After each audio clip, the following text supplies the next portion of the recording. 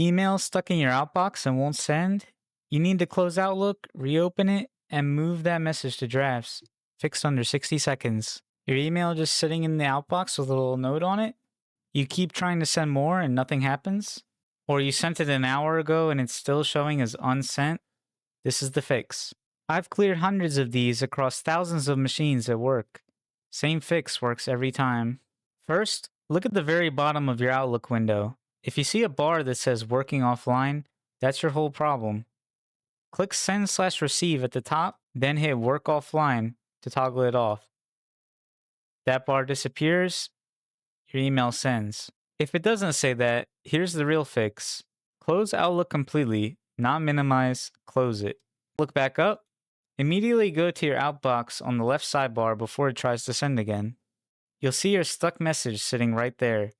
Right-click it, hit Move, Other Folder, Drafts, hit OK. Don't worry, your message isn't gone. Everything you wrote is still there, attachments and all. Now go to Drafts, open that email, check it looks right, and hit Send.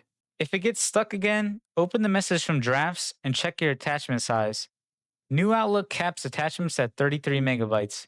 If yours is bigger, compress it or use a OneDrive link instead. This happens because Outlook's send queue gets jammed. Moving to Drafts resets it.